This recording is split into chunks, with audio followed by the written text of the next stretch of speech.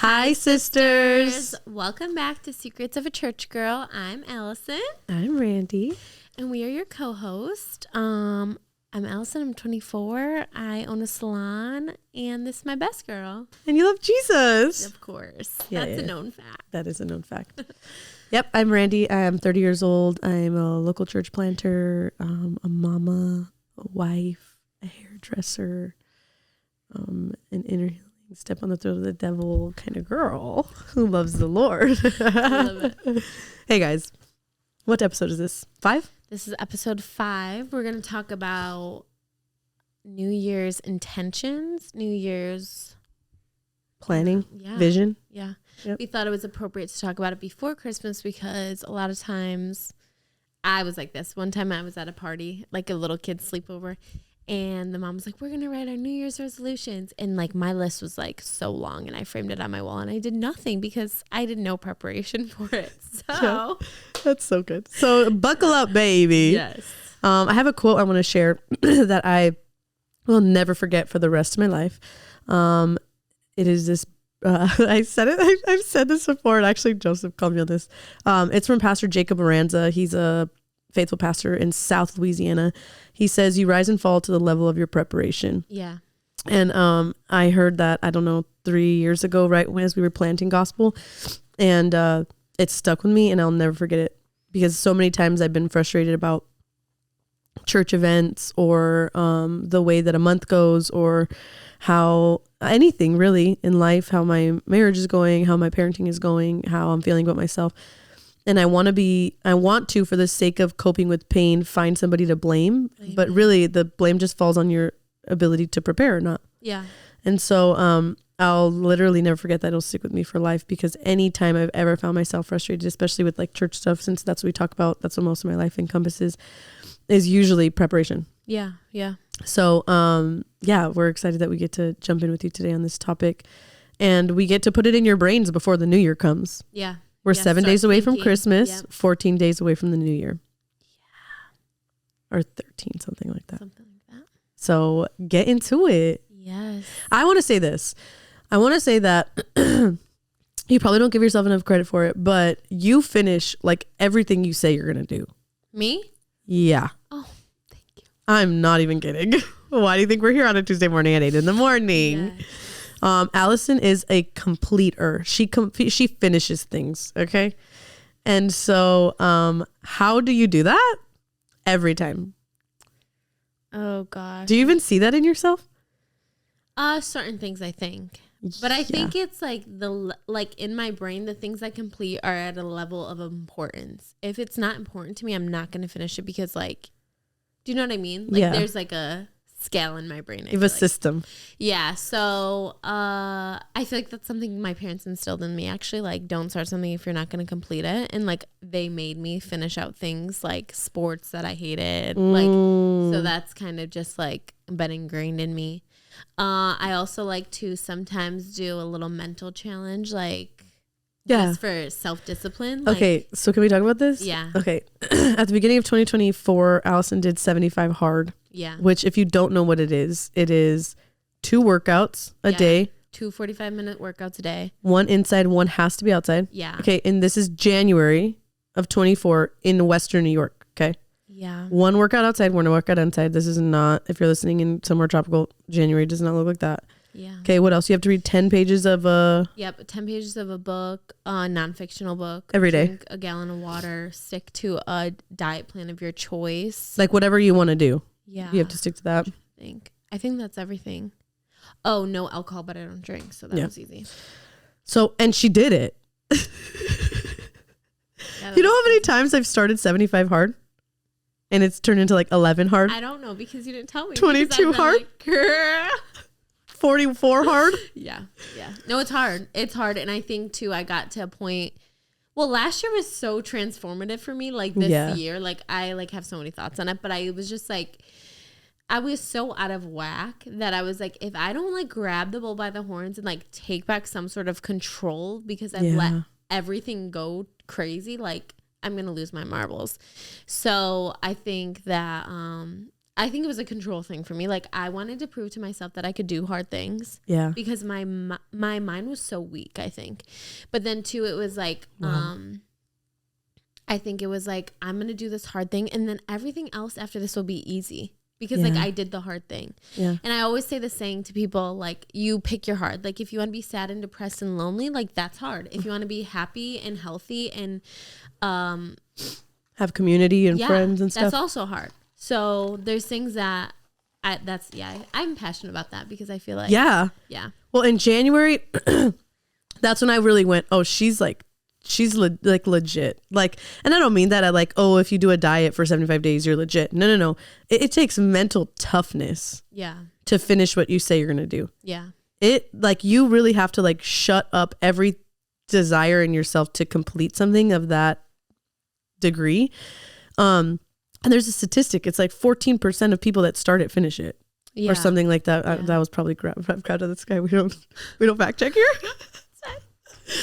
I think there's this guy that I used to listen to, which is like so crazy. He's like he runs like 100-mile marathons. Like he's like crazy. Okay. But like he'll get on podcasts and like scream at people. And like I used to listen to that, which is like so intense. Like, what's his name? You know him. I've shown you. Yeah, him I know who you're talking about. I can't remember. Like so crazy. But at the time I was just like I like if you really ask yourself, like, when is the last time you did something really hard? Like, when's the last time you really pushed yourself? When's the last time you went for a walk in 3 feet of snow? Like, when is the last time you actually did something that made your body uncomfortable? Because there's something in your brain. I can't remember if it's like a nerve or hormone, something like that. But like when you do things that make your body uncomfortable, it grows. And when it grows, your life expectancy is actually like increased based on how strong this whatever it is. I can't remember what it is.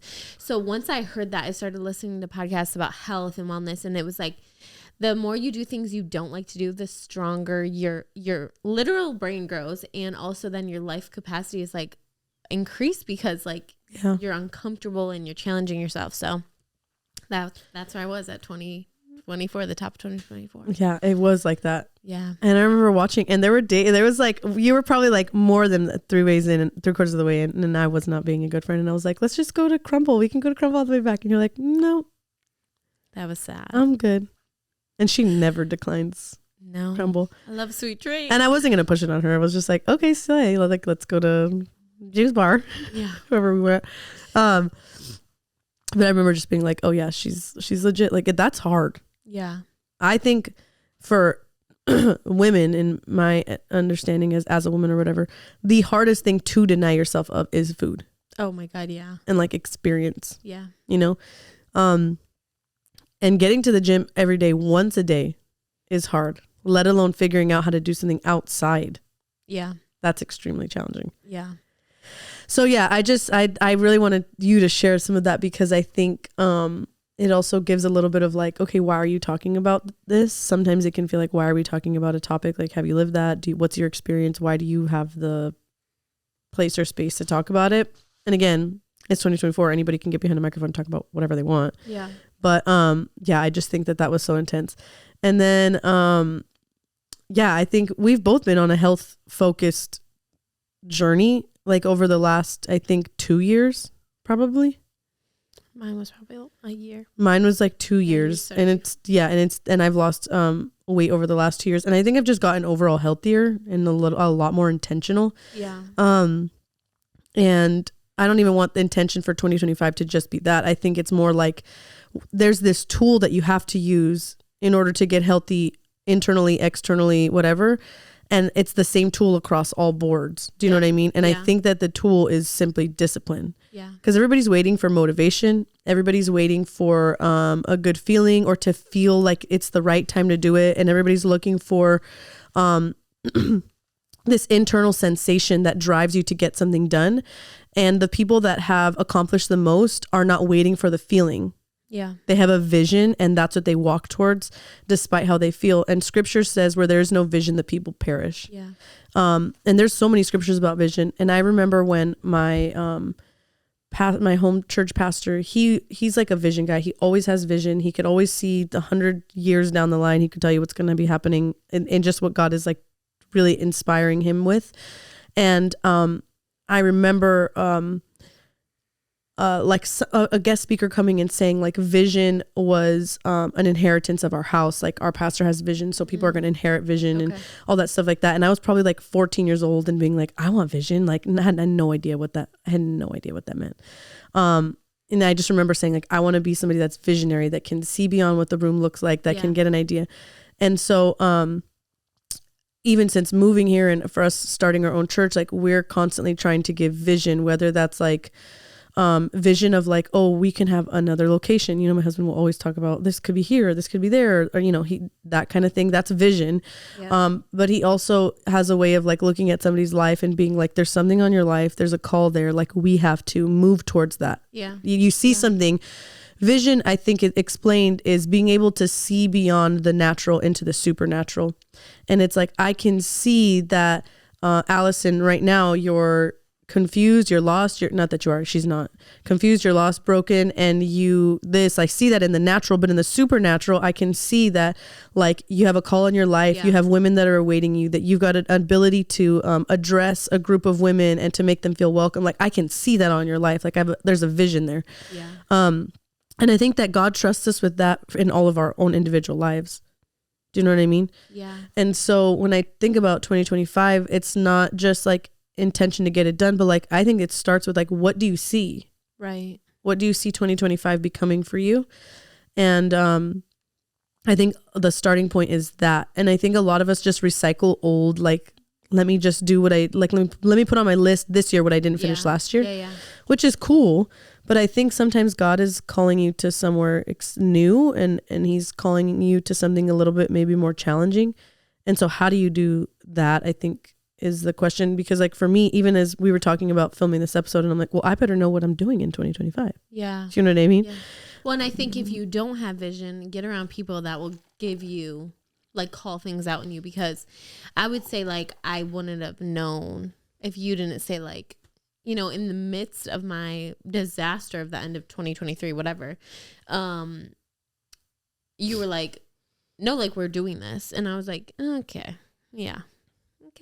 And then I was like, no, we're really doing this. So it's like, get around, they just preached about this at church, get around community that like calls you up and out and speaks life into you. And so like, if you're struggling with that vision, but then I think there is also vision as anybody that follows Jesus. And so it's like, there's a few ways to get vision. If you can't see it for yourself, find somebody that you trust to kind of like help you find that. But then too, like, read the Bible, read what the Bible says, like your life is called to be based on what Jesus has said. And then I think too, like once you have it, hold on to it and really follow through with that. And I think too, it's like in anything, working out, eating healthy, Jesus, like it just requires, like you said, discipline. As we, when we wait for this feeling of motivation in life in general, any feeling you have is fleeting.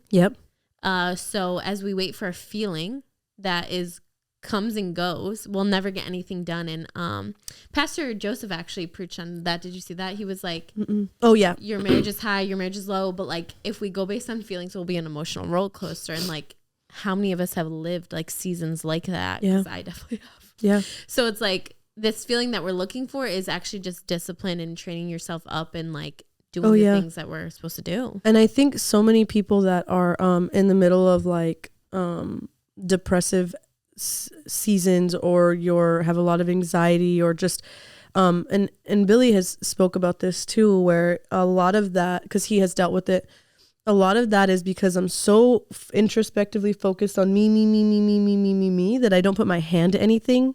So then it that ruminating thought deepens itself in the soil of my soul. And what Billy has said is like picking something to complete that God has put on my life and doing it every day, no matter like whether I want to do it or not, has driven those things out of my life.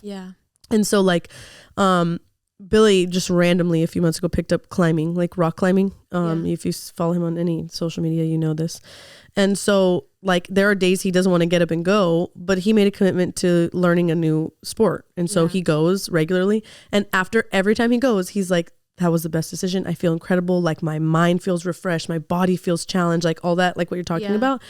And yeah, I think if you're waiting for motivation, it's not gonna come, especially women. And if you're listening to this, if you're a girl, like we also have, and I'm gonna just go there, we also have phases every month, 28 days. We live in a 28-day cycle, and there are literally like 2 of the 4 weeks that are great, and the other 2 are like your body's pretty much working against you hormonally.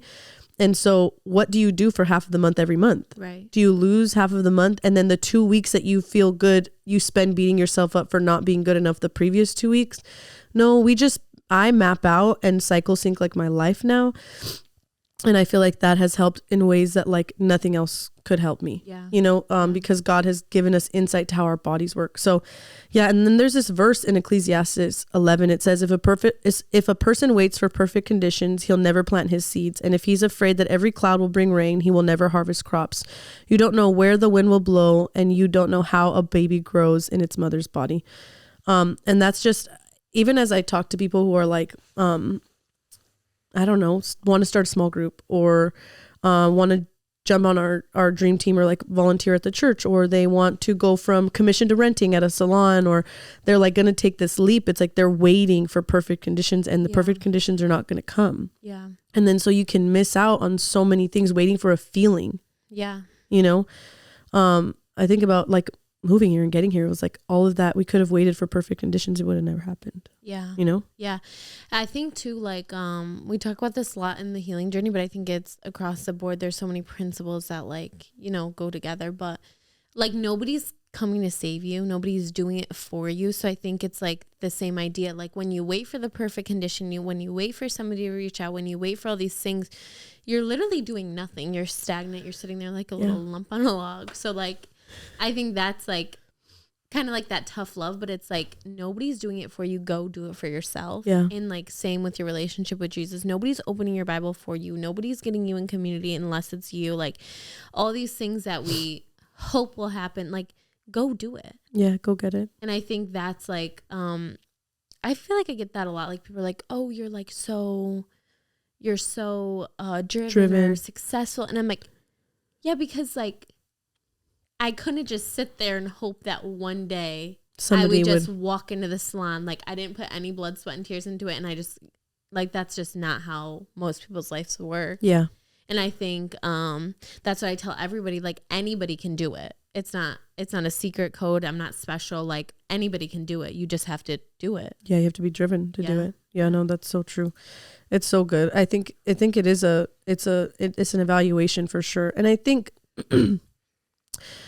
ultimately all vision should come from God, essentially. I think you have to find it in prayer. You have to find it in your word. And I think so much of what we make a list for, a resolution or whatever, has a lot to do with what we want to become, right? So that's great. What do I want to become? What identity do I want to have? Who do I want to be at the end of 2025? That I'm going to work backwards then, which is, I think that's a smart like mind map. Like I want to be this, so in order to be that I have to do this, and that. But where does who you want to be come from? That's I think the ultimate, the question. Does your vision for yourself and your life give, if and I've heard people say this, if God were to answer every single one of your prayers, who would they affect? Would it only affect you? Yeah. Would it only make your life better? Would it only give you a better status? Would it only give you instant gratification? Is it all about you? Or do your prayers have a request that would ripple into other people? Does your identity, does everything you want to become in 2025 is just so that you look good in the mirror and on social media? Or is it so that you have a message, you have a heart, something to bring to the world, essentially? Yeah. And so when I was thinking about 2025, I was like, okay, who do I want to be? Where do I want to be? What does God want to produce in me? And instead of saying, what do I want to be? I started asking, what does God want to produce in me? Like, who does he want to make me to be? Yeah. And identity really comes from the Bible. So I think I really started to look at this, and this is what I'm going to be measuring life by, is what fruit of the Spirit do I feel that I'm lacking in most? And I want to set up a path for myself so that that's what's grown in me in 2025. Yeah, I love that. Like until I can check off all of those things, which really essentially won't be until I'm standing face to face with Jesus. Yeah. Then that is what my goal is for 2025. Yeah. And every year after that. Yeah. So it helps when you have an idea of who you should be. I want to be somebody that looks like Jesus. How do I look like Jesus? Well, I want the fruit of Jesus. And the fruit of the Spirit is Galatians 5. It's love, joy, peace, patience, kindness, goodness, gentleness, faithfulness, and self-control. Yeah. And I'm missing some of those. Yeah. You know what I mean? I miss on patience. I miss on self-control. I think there are times where I miss on gentleness, where like I can be gentle with everybody around me, but I'm not very gentle with myself, or I'm not gentle with Billy, or I'm not as gentle as I want to be with Atlas. And so there's the fruit there that then I work backwards. Like who I want to become is somebody that looks like Jesus. Right. What am I missing? Okay, here's that equation. Now let's work backwards from there. And the way that you grow the fruit of the Spirit is by being with the Spirit. Yeah. Yeah. Well, and I think too, it's like, I think weight loss and all, like looks is always, but it's like, if that doesn't align with what the Bible says, which is like your body's a temple, take care of it, you know, like self-control. Right. Yeah. It all falls under the same category. Or it's like, you know, God did not call you to be a slim, thick girl. You know what I mean? Like he called you to be healthy. And like, so yeah, I think that's so good. Even with everything, like I feel like sometimes I have like desires or wants. And then I'm like, when I think about it, I'm like, okay, who does that actually serve though? Yep. Like myself or the idea of myself that I want to portray to people. And then I think about the things that God's given me and how it looks to other people. It doesn't really matter because I know it's from God. Yeah. You know, so I think that's really good. That's great. Yeah. So I'm excited. I think that's like on a deep, like, where am I going to land level, in my own private prayer life. But I think, I have some visions for the next year. I think I have a vision for, 2025 Gospel Women's Conference. Yeah. So I'm excited about that. And I think I have a vision for the year of just like really getting a healthy order. I think I've spent the last like probably 2.5 months really like reclaiming my schedule, my calendar, my like way of life, because I was working a few days at the salon and then spending a few days all day long meeting with people, and then spending an entire day in the office at staff and working on things like that. And then obviously Sundays, which to me are like my favorite day, but spending Sundays and then Sunday after church with meetings and then dinners and like all this stuff, and having one day off and being so tired that I couldn't even like engage with Addie. Yeah. It was like, I just was like plopped on the couch, you know what I mean? Like I had nothing to give. So the last 2 months I've been really reclaiming my schedule. And so next year and I've been working on that all since then, that next year I'm excited to see like the fruit of that and to continue with that kind of intention there. Yeah, I love that. You know? That's great. Yeah, and I think like you said, like we have to, you know, if you want something different in the new year, you have to start now. So that would take, 2 months of preparation, or for me, like blocking out time in my schedule now for the coming months to have a day off, or, whatever, things like that. I think that's really important. And I think it's good to schedule time for like the things that we put on the back burner, like, meeting with friends. Like, yeah, it's like pleasure, but like also it's like it is community, and it is like, biblical and things like that. So just making priority for things like that. Yeah. And I think in our line of work, we don't really have the privilege to just be like, oh, well, I'm usually off on this day and this day. Yeah. It's very rare. Yeah. Or like, oh, I'm off every day at 5:00. That's not our reality. So, sorry guys, my voice is gone, and it's been 5 days or something like that. No voice. But, yeah, no, I think that's good. Okay. 2025 for you. What are you expecting when we listen to this in 2025 at the end of the year? I think speaking of the fruits of the Spirit, self-control. I think I go through seasons like we talked about, like in the beginning of the year, I was really disciplined, and I think I've kind of like let it go a little bit. So more self-control. I definitely need more patience. But I would love in the new year to like be trained with inner healing. Amen. I love that, like, part of ministry. Yeah. I would love to have an inner healing group, I guess. Like, I feel like I love the women's conference. I love my small group, but I love to get into the weeds of things with. Yeah. Yeah. Which you can see because it's happening in her group now. Yeah. It's amazing. Love that. Hopefully I'll be engaged. Amen. Yeah. That's exciting. Yeah. Do you think that you'll be living here next Christmas? I just put her on the hot seat, turn the flame on. I don't think so. I don't think so either. I feel like every time Devin and I talk, it's like, okay, like, let's not rush the timeline, like whatever the Lord wants, which I love. But I'm like, oh, I feel like once the ring's on the finger, he's going to be like, okay, when are you getting down here? Like, when are we getting married? When are you getting down here? So, yeah. Yeah, I love that. He'll be like so calm, and then he'll be like, are you moving tomorrow or what? And I'm like, all right. Yeah, so I love it. I want to transition well. And I think part of me selfishly is like, I'm not ready to leave yet. Yeah. But I know what's on the other side. Like, I already have so many friends. Like, oh, it's amazing. Yeah, it's so beautiful. But I'm just like, oh, it's gonna be a process. So the land of milk and honey, baby. Yeah, it's gonna be. I'm so excited for you. 2025 is gonna be a huge year. Yeah, I think so. I think it's gonna be. I think it's.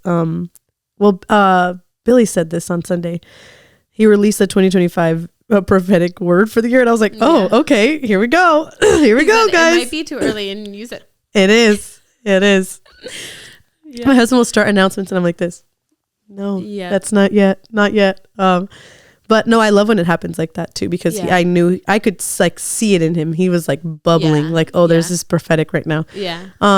He kept feeling like the word thrive, which he hasn't even like, we haven't branded it. We haven't started marketing for it, anything like that. Like that's supposed to start the week after Thanksgiving. Like we're going to make all of our branding for 2025. So the fact that he was like thrive in 2025 was just like, I was like cracking up because I'm like, he is a marketing guy. He would come up with something like on the spot. Yeah. But I do feel like that is the year. The year is going to be a year to thrive. And I think a lot of people, or maybe specifically our family, and I know you've gone through this, and I think this is prophetic. So like speaking it into existence that it's on its way, have done a lot of work this year. I think there are a lot of people who have done a lot of work, and not a finished work, but a work. And the harvest is plentiful, but the workers are few. And I think that the few have gone to work this year. Yeah. And so I'm excited for those who have put their hand to the plow to receive a harvest. Yeah.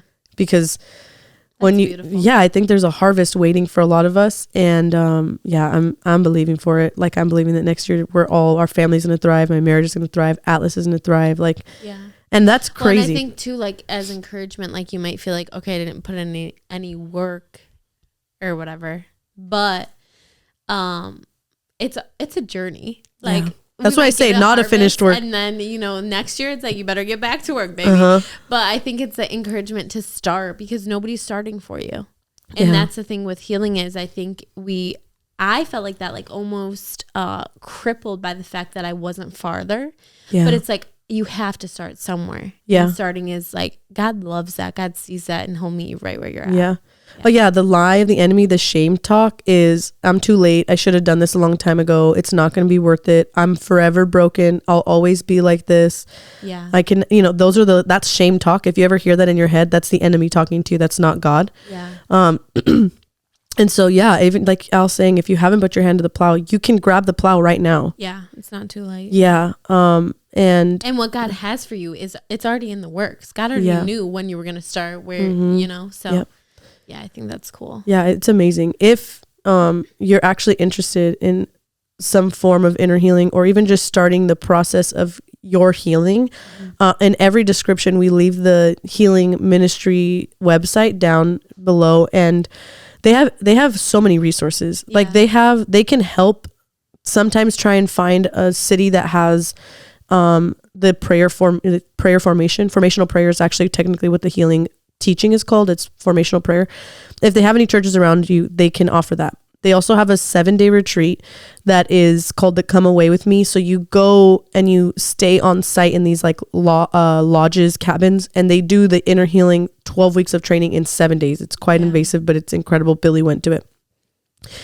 Then they have like some other form. I know Haley's does a weekend. Yeah, she does weekends in Louisiana, and they also do a marriage intensive.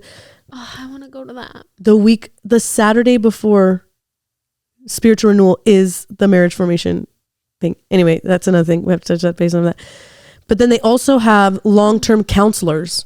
Yeah. And like therapists kind of. Yeah. That they offer through their ministry. So you can find, everybody's like, I don't know where to find a Christian counselor. And I know it's online and I know it's harder, but these are trained people that their training not only comes from scripture and Bible based, but also through the context of the inner healing teachings. So, and they also have a podcast too. So like literally, I didn't know that. Yeah, it's like right on their website, or it might be the RTF website. There's a podcast. Okay, like there's amazing resources. So all many, over. yeah. So even if your starting is like Alice is saying, listen to a podcast or submit something for counseling. Like even if you just do once every other month, like talk to somebody. Get something started. I know that they're pretty good. Like they emailed me about somebody who's interested in doing inner healing in our general area. And so if they have somebody around you, they will email them. So it's not ever too late to start with an intention and vision. Like I know sometimes it can feel like that. I've had girls in my class that are 21 years old. They're like, I feel like I'm so behind. And then I have 62-year-olds in my class that are like, actually, I know that God had to bring it to me right here, right now. Yeah. And when you're listening to this, if you're feeling like, man, I really need to do something to you, do something like through this and for this is God's way of lining up your timing. He picked this moment that you would be hearing this podcast with these two random girls, like he planned that as well. Yeah. And so he sees you and he loves you and he knows you and he wants to give you vision for next year. And so spend some time and ask God if you feel like, if this is supposed to be the time for you. Because I can guarantee you it's not the devil that's making you think that maybe you should do something about your brokenness. No. That's all, period. Anyway, if we just got right into it. I loved it. Okay. Wait, can you tell us one of your Sunday scary stories? Please. I don't know. The one right here. Okay. Well. Okay, so recently I had to get a tooth procedure done, and this is embarrassing. If you've noticed the way my face is not moving correctly, that's why. So I went and got a procedure done, and I had to get an implant because something was wrong. Something was wrong with my tooth. They had to pull it, but then I had to wait a certain amount of time before I could get the implant. Blah blah whatever. So I had to get the implant, and I'm there by myself, and he just comes in and starts like working. Like literally like gave me like probably like 10, 12 shots because they're drilling into your jawbone, which is, so fun.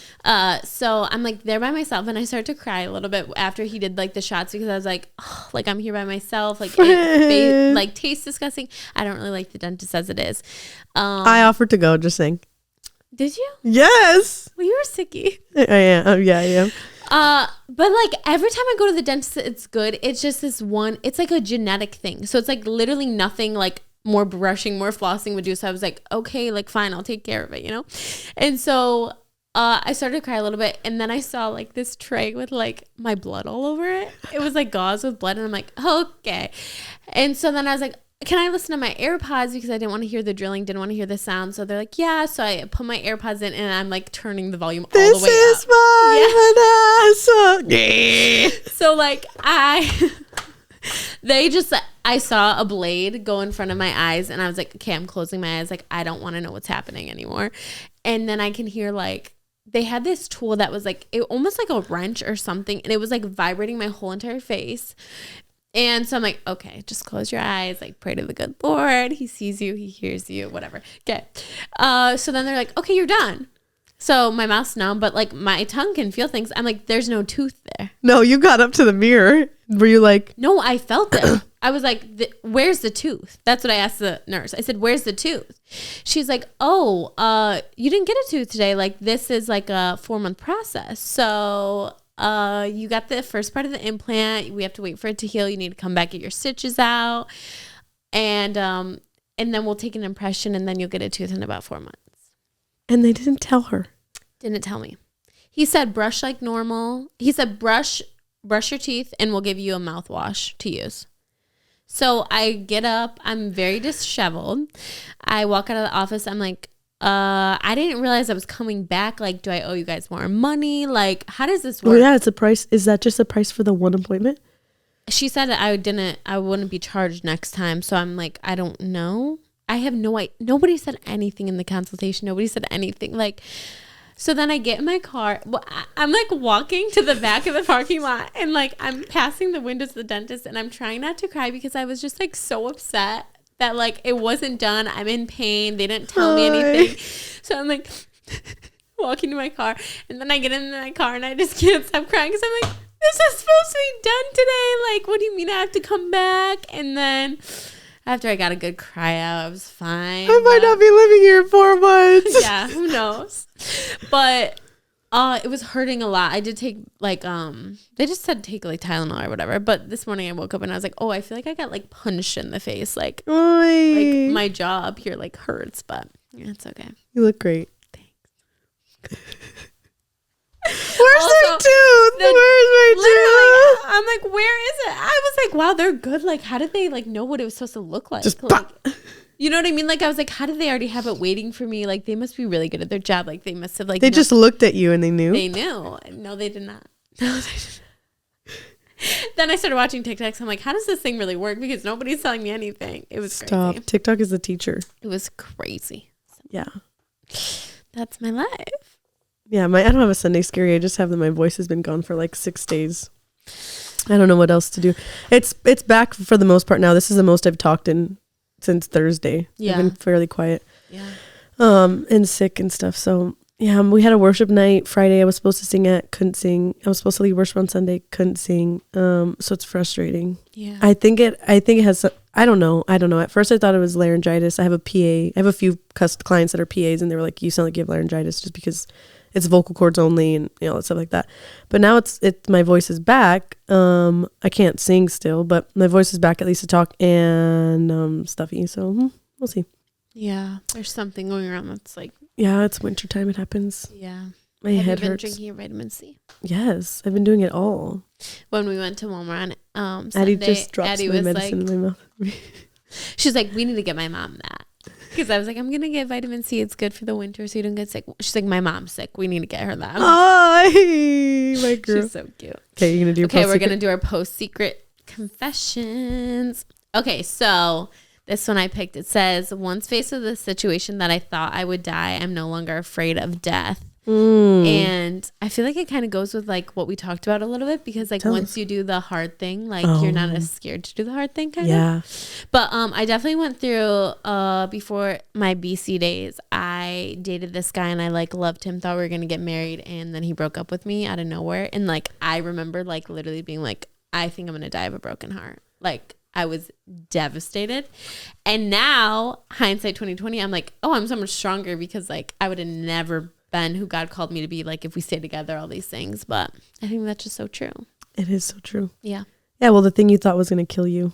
Yeah. Really talks about that a lot. Yeah. So this is just a funny one, I think. Oh no, this is good. This one's good. Wow, look at Jesus. For the past 2 years, I've liked the person I'm becoming less and less. I'm changing that today. Wait, for the past 2 years, I've liked the person. Does that make sense? Wait, for the past 2 years, I've liked the person I'm becoming less and less. I'm changing that to, yeah, they don't like who they are, so they're changing it. Good. Yeah, like today. Like you can make that decision today. Look at that. Look at that. You can make that Hand to the choice plow today. right now. You can do that right now. Call 1-800. Just kidding. Call 1-800 hand to the plow. Call 1-800-HARVEST. You better call your 911 JC call. Call the father. Call the father. I'm calling my father. I'm calling my father. Oh, I hope you guys enjoyed this episode. Yes. We've just been hanging out. We have one more this season, and then we will have announcements for season 4 coming soon. So make sure you are subscribed to the channel. Yep. You're following our TikTok and Instagram, which is Secrets of a Church Girl. And then Al, your Instagram is Al Cars or Allison Cars? I think it's Al Cars. Mine is Randy is Blessed. Yeah, just keep up with us. Thanks for hanging out with us. We know Christmas is on the way, 7 days away from today when you're watching this, if you're watching this on the release day. So have an incredible Christmas. We will be back with you guys next week on Christmas Day. Sleigh. Bye. Bye.